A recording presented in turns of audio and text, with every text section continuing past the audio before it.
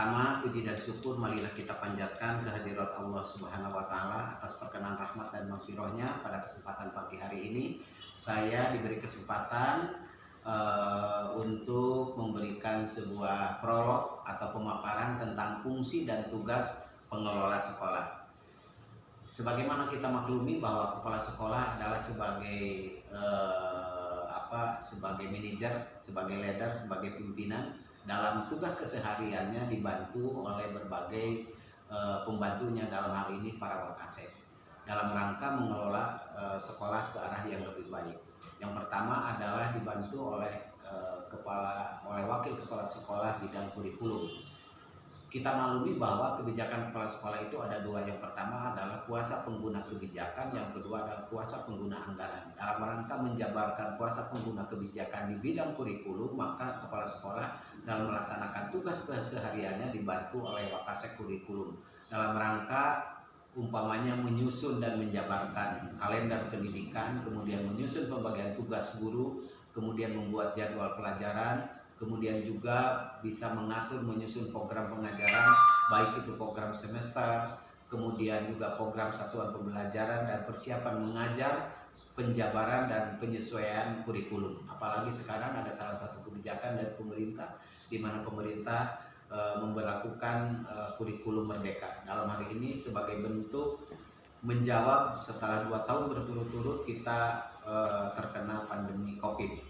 Kemudian kebijakan kepala sekolah dalam rangka menjabarkan kebijakan tentang kesiswaan dibantu oleh wakasek kesiswaan, di mana tugasnya adalah mengatur program dalam pelaksanaan bimbingan dan regulasi tentang bentuk ekstrakurikuler yang diterapkan di sekolah, terutama di SMA Madirancan.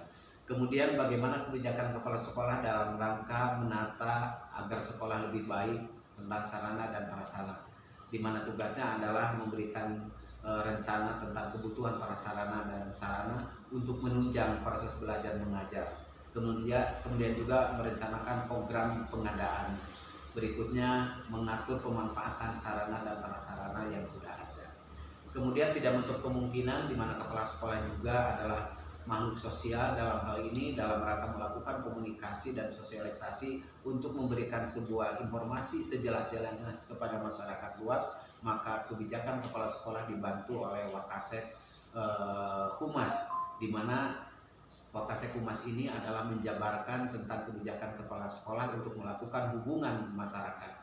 Satu, mengatur dan mengembangkan hubungan dengan komite sekolah dalam rangka peran komite sekolah, kemudian juga menyelenggarakan bakti sosial, kemudian karya wisata, menyelenggarakan pameran hasil pendidikan sekolah atau gibyar pendidikan.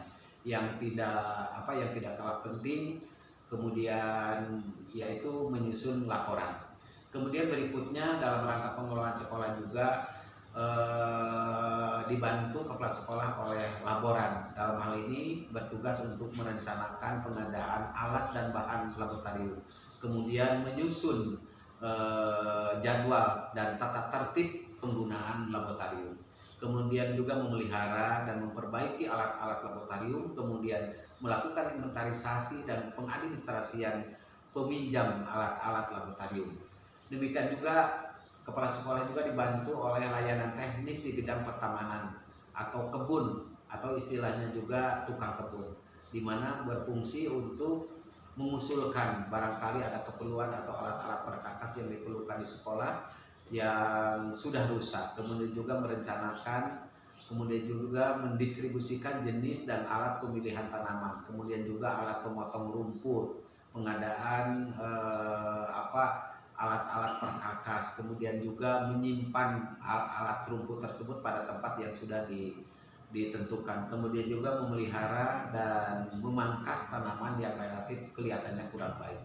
Berikutnya yang tidak kalah penting adalah peran guru, di mana guru berfungsi dan bertanggung jawab kepada kepala sekolah dalam rangka tugas melaksanakan kegiatan proses belajar mengajar secara efektif dan efisien. Tugas dan tanggung jawab guru sebagaimana kita maklumi, yang pertama adalah membuat perangkat pembelajaran, baik di dalamnya itu terdiri dari silabus, kemudian juga program tahunan atau semester, kemudian juga program satuan pelajaran, program rencana pengajaran, kemudian juga program mingguan guru, maupun sebagai pembantu bisa pengadaan buku yang lain. Demikian juga melaksanakan kegiatan pembelajaran. Berikutnya melaksanakan kegiatan penilaian tentang proses belajar mengajar, kemudian ulangan harian, ulangan umum, ujian akhir.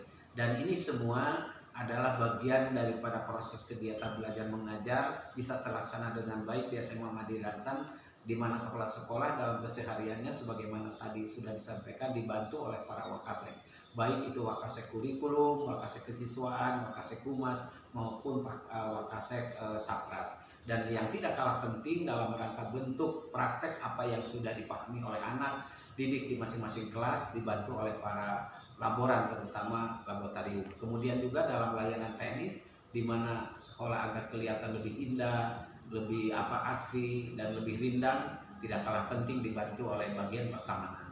Dan ini semua adalah hal-hal yang ada kaitannya dengan proses KBM. Dan yang tidak kalah penting adalah peran guru, di mana guru berfungsi sebagaimana yang sudah tadi disampaikan, baik itu membuat perangkat pembelajaran, kemudian melaksanakan kegiatan pembelajaran, kemudian melaksanakan analisis hasil ulangan akhir, kemudian menyusun dan melaksanakan program perbaikan dan pengayaan.